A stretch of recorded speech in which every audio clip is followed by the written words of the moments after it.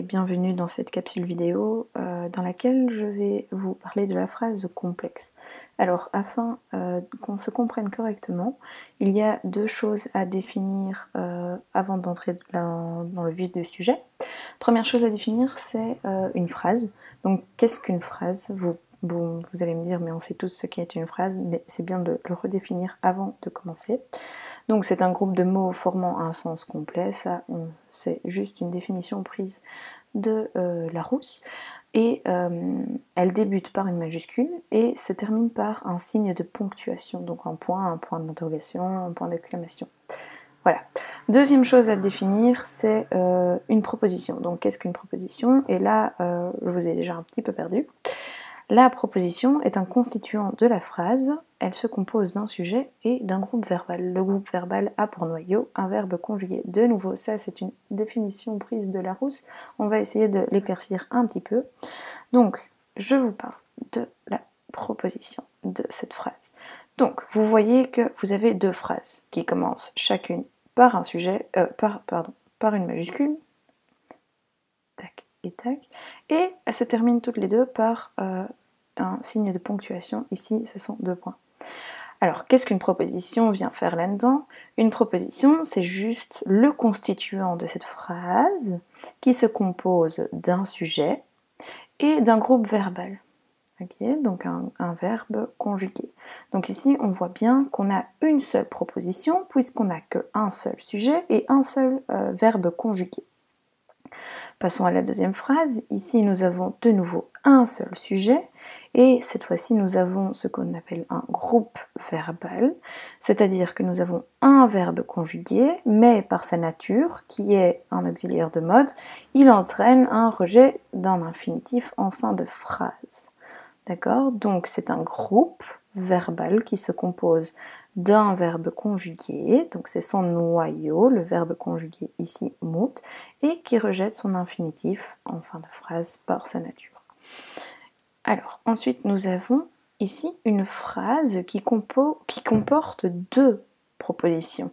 Donc nous avons la première proposition qu'on appelle la P1, Ich ga naar de winkel, c'est exactement la même dessus, mais au lieu de scinder les deux phrases par un point, nous avons décidé de les lier par une conjonction de subordination, ce qui va me faire une phrase qui commence par une majuscule et se termine ici, beaucoup plus loin, par un point, mais qui joint deux propositions. Donc la première proposition est celle qui commence par ce sujet ich et ce verbe conjugué. Et ensuite, nous avons la deuxième proposition, ici, avec un sujet et son groupe verbal qui est rassemblé en fin de phrase parce que, justement, on va voir que la conjonction de subordination fait que le verbe soit rejeté en fin de phrase. Voilà. Donc, maintenant qu'on est au clair par rapport à ce qu'est une phrase et ce qu'est une proposition, nous pouvons commencer. Vous avez deux types de phrases. Vous avez les phrases simples, qui se composent d'une seule proposition, comme vu plus haut. Ich ga naar de winkel, une proposition parce que un sujet et un verbe conjugué. Ik moet boodschappen doen, une deuxième phrase qui commence par une majuscule et se termine par un signe de ponctuation. Et qui se compose de nouveau d'un seul sujet et d'un seul verbe, qui est ici un groupe verbal, comme expliqué précédemment, avec son rejet de l'infinitif en fin de phrase. Ensuite, nous avons la phrase complexe, et c'est sur elle que nous allons nous concentrer aujourd'hui, et c'est une phrase qui se compose de plus d'une proposition. Donc j'ai repris la même phrase que précédemment. De nouveau, nous avons une phrase, comme dit précédemment, qui commence par une majuscule et se termine par un signe de ponctuation. Et qu'est-ce qui fait qu'elle est complexe ? Parce qu'il y a plus qu'une seule proposition. Une proposition, de nouveau, un sujet, un verbe. Ici, de nouveau, un sujet et un groupe verbal. Donc, deux propositions dans une seule phrase. Alors, l'ordre des propositions. Il y a certaines conjonctions, telles que als et tun, qui entraînent souvent une inversion des propositions. Donc il n'est pas du tout rare de voir que on commence par une P2 et que ensuite vient une P1. Alors qu'est-ce qui va se passer? C'est juste que dans votre P2, vous allez avoir votre rejet du verbe comme normalement. Et dans votre P1, vous allez avoir une inversion comme si vous commenciez votre phrase par autre chose qu'un sujet. Donc on a vu en première, et on n'arrête pas de le répéter, que lorsqu'une phrase commence par autre chose qu'un sujet, sauf une interjection bien sûr, nous avons une inversion sujet-verbe. D'accord? Donc ici, par exemple, als, qui veut dire lorsque. Lorsque je suis fâchée, als ich boos ben, donc on a vu dans cette P2 qui est en rouge ici, que nous avons un rejet du verbe, parce que si j'enlève le als, c'est ich ben boos, point. Donc als ich boos ben. Et alors ma P1 en noir ici, vous avez juste une inversion sujet-verbe et juste ensuite les mots qui s'enchaînent comme à l'habituel, donc votre complément et votre rejet de l'infinitif, parce que vous avez ici un auxiliaire de mode. Même chose avec tun, donc votre P2 qui est en première place, en rouge, toen ik klein was, et de nouveau une inversion sujet-verbe had ik et votre complément. Had ik veel snoepjes. Alors, dans une phrase complexe, les propositions peuvent s'enchaîner de différentes manières. Vous avez 3 manières d'enchaînement. La plus facile est la première, la juxtaposition. C'est un mot un peu compliqué qui veut juste dire que les phrases sont séparées par une virgule. Et il ne se passe rien du tout dans votre P2. Vous avez ici une phrase qui commence par une majuscule et se termine par un point, qui est composée de 2 propositions, mais qui pourrait très bien vivre l'une sans l'autre si j'avais choisi plutôt de mettre un point ici au lieu d'une virgule. C'est-à-dire que dans votre deuxième proposition, il ne se passe rien du tout, c'est comme si j'avais mis un point, mais c'est pour rendre la lecture de cette phrase plus fluide que de mettre un point à chaque fin de proposition. Donc ça c'est la juxtaposition. Passons maintenant à la coordination. De nouveau, la coordination, elle n'est pas très très compliquée puisque de nouveau il n'y a rien qui se passe dans la P2. Donc on dit qu'une proposition est coordonnée lorsqu'elle est reliée à la P1 par une conjonction de coordination. Et les conjonctions de coordination, vous les connaissez bien, c'est mais, ou, et, donc Ornicar. Donc ici j'ai ma P1, ich ga naar de winkel, proposition parce que elle commence par un sujet et est composée aussi d'un seul verbe conjugué. Ici, je viens placer ma conjonction de coordination et je vois bien que dans ma P2 ici, il ne se passe rien du tout. Donc j'ai mon ordre habituel qui est sujet, verbe, complément et puis votre rejet du verbe introduit par l'auxiliaire de mode. Mais ça, c'est une autre matière, les auxiliaires de mode, et je pense qu'elle est maîtrisée correctement. Alors, la troisième, et la plus compliquée, évidemment, c'est la subordination. Pourquoi elle est compliquée? Parce que les conjonctions de subordination vont entraîner dans votre P2 un rejet du verbe que vous n'avez pas l'habitude d'opérer en français, car cela n'existe simplement pas. Mais qui sont super fréquentes en néerlandais. C'est pour ça qu'on vous demande de les maîtriser correctement. Donc on dit d'une proposition qu'elle est subordonnée lorsqu'elle est reliée à la P1 par une conjonction de subordination. Et les conjonctions de subordination que vous connaissez déjà, c'est dat, dat, toen, als, of et le mot interrogatif. Donc ici j'ai choisi d'utiliser la conjonction de subordination dat. Donc votre P1 ici, ik ga naar de winkel. P1 parce qu'elle est organisée autour de un sujet et un verbe conjugué. Et une deuxième proposition qui est organisée de nouveau autour d'un sujet et un groupe verbal cette fois, puisque vous avez votre auxiliaire de mode qui renvoie votre verbe à l'infinitif à la fin de la phrase. Et puisque vous avez utilisé un dat, vous êtes obligé de prendre votre verbe qui était ici, donc entre le hic et entre le sujet et le complément, et de le placer en fin de phrase. Et on sait bien que les auxiliaires de mode se placent tout le temps devant leur infinitif, même lorsqu'elles sont rejetées par une conjonction de subordination. Ensuite, la particularité des propositions subordonnées, comme je viens de le dire, c'est le rejet du verbe conjugué en fin de proposition. Donc ici, vous avez deux phrases. Attention à bien faire la différence entre phrase et proposition, c'est pour ça que j'essaye de les utiliser le plus souvent possible dans cette vidéo, pour que vous deveniez un peu accoutumés de les entendre. Donc la phrase, qui commence par une majuscule et se termine par un signe de ponctuation, est composée d'une seule proposition, car elle s'organise autour de un seul sujet et un seul verbe conjugué. Ici, une deuxième phrase qui recommence de nouveau par une majuscule et termine à nouveau par un signe de ponctuation. Si maintenant je veux mettre ma deuxième phrase en subordonnée de la première, je vais enlever le point et je vais placer à l'endroit de mon point une conjonction de subordination. Ce qui va faire que dans ma P1, ceci va devenir ma P1, donc Ich lese Buchen va devenir ma P1. Il ne va rien se passer. Ici, je vais placer mon dat et dans ma P2, il va y avoir le rejet de ce verbe en fin de phrase. Donc on regarde, Ich lese Buchen, comme je viens de le dire, il ne se passe rien, j'ai mon sujet, mon verbe et mon complément. Par contre ici je viens placer le dat à la place du point, je recommence ma phrase par un sujet, mais mon verbe est rejeté en fin de phrase dans ma P2.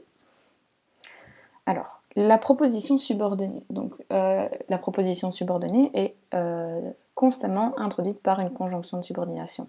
Il en existe énormément, et ceux que vous connaissez déjà sont ceux-ci. Donc, vous les avez vus en deuxième et en troisième, car en première, vous ne voyez pas de proposition subordonnée. Donc, c'est dat, dat, als, tun, of et les mots interrogatifs. Donc on va les parcourir un à un et voir leur signification et aussi quand on les utilise. Donc la signification de dat, c'est que, dans le sens je dis que, je pense que, etc. Ici j'ai pris l'exemple Ich denk, ich lebe in ein groot huis. Donc je pense, ouvrez les guillemets, j'habite dans une grande maison. Donc, si je veux subordonner ma P2, donc ceci va devenir ma P2, Ich lebe in ein groot huis, je vais mettre ici ma conjonction de subordination, je vais enlever les deux points et les guillemets, et je vais garder ma P1 telle qu'elle, Ich denk.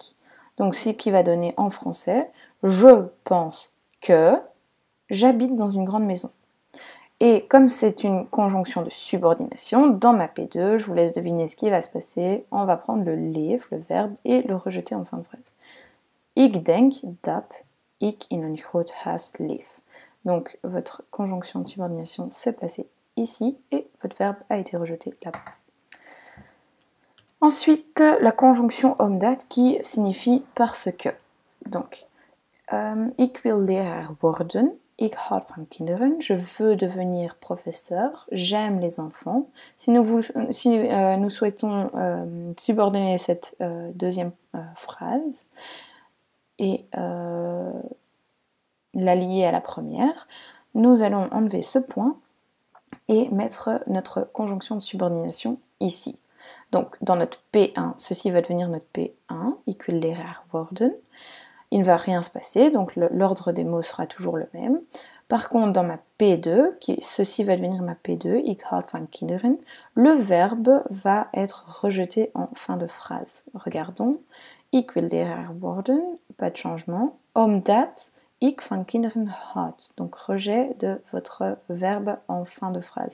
Et vous voyez bien que vous avez de nouveau ici deux phrases, donc Ich will Lehrer worden qui commence par une majuscule et se termine par un point, une deuxième phrase qui commence par une majuscule et se termine par un point. Et ici vous avez une seule phrase qui commence par de nouveau la majuscule et se termine de nouveau par le signe de ponctuation, mais cette fois-ci votre phrase est composée de deux proposition, la P1 et la P2. Passons maintenant à la conjonction de subordination als, qui signifie quand, lorsque et si, si dans sa signification conditionnelle. Donc, ici, nous avons ik trek een jas aan, ik heb koud. Donc, je mets un manteau, j'ai froid. Si je veux joindre ces deux phrases pour n'en faire qu'une seule, avec deux propositions, je vais inverser la P1 et la P2. Parce que c'est plus joli quand je dis « lorsque j'ai froid, je mets un manteau ». Donc ici, nous allons avoir votre P2 ici, qui va se mettre en première place, avec son rejet du verbe en fin de proposition. Et ensuite, votre P1 qui est ici, qui va se placer derrière, et il va s'opérer une inversion, comme on a vu précédemment. Donc, als ik koud heb, lorsque j'ai froid, trek ik, inversion, een jas aan. Voilà. Donc, ça c'est souvent le cas avec la conjonction de subordination als et toen. Passons maintenant à la conjonction de subordination toen, qui signifie lorsque et quand, mais dans un temps passé. Donc lorsque j'étais petit, lorsque j'étais jeune, etc. Alors, ik zat op een grote school, ik was klein. J'étais dans une grande école, j'étais petit. De nouveau, votre P1 et votre P2 vont être inversés. Lorsque j'étais petit, j'étais dans une grande école. Donc, ce qui va se passer de nouveau, c'est que dans votre P2, vous allez avoir votre rejet du verbe en fin de proposition, et dans votre P1, vous allez avoir une inversion. Toen ik klein was, ici on voit bien, toen ik klein was, rejet du verbe en fin de proposition. Et ici, petite inversion, zat ik op een grote school. Voilà, ça c'est l'inversion P1, P2, c'est vraiment ce qui se passe le plus souvent avec als et toen. Maintenant, passons à la conjonction de subordination of. Donc sa signification c'est si, mais dans le sens je me demande si, je veux savoir si, pas le si conditionnel comme le als. Donc ici, ik wil weten, kom je morgen? Je veux savoir, viens-tu demain? Si je veux enlever ici les deux points et les guillemets, je vais mettre mon si ici. Donc je veux savoir si tu viens demain. Et du coup, on va enlever ce point d'interrogation, puisque ce ne sera plus une question, ce sera une affirmation. Je veux savoir si tu viens demain est bien une affirmation. Donc, ik wil weten of je morgen komt. Attention, le kom hop, est rejeté en fin de proposition. Et ici, nous n'avions pas de T, puisque c'est une inversion avec je, et on a vu en première année que lorsqu'on inverse le verbe avec le je, il n'y a pas de T qui se place. Par contre, ici, puisque le comme n'est plus devant le je, on peut l'accorder. Il faut bien faire attention à ça aussi. Il faut être attentif à tout lorsqu'on écrit dans une langue qu'on ne maîtrise pas correctement. Ensuite, la conjonction dans la transition d'un discours direct vers un discours indirect. Alors juste pour rappel, c'est quoi un discours direct? C'est lorsque vous notez, comme dans les dialogues en fait, maman, deux points, ouvrez les guillemets, je vais au marché, fermez les guillemets. Donc ça c'est un discours direct. Donc vous reprenez exactement ce que maman a dit et vous le notez comme si c'était un discours qui se passait au moment même et c'est ce qui sort de la bouche de maman. Maman, deux points, ouvrez les guillemets, je vais au marché, fermez les guillemets. Si vous le passez dans un discours indirect, vous allez dire maman dit qu'elle va au marché. Donc ça c'est un discours indirect puisque ce sont des paroles reportées. Voilà. Donc ça c'était juste comme petit rappel. Maintenant, entrons dans le vif du sujet. Dans la transition d'un discours direct vers un discours indirect, vous pouvez utiliser trois conjonctions. Donc la première, c'est dat dans les phrases affirmatives, donc que.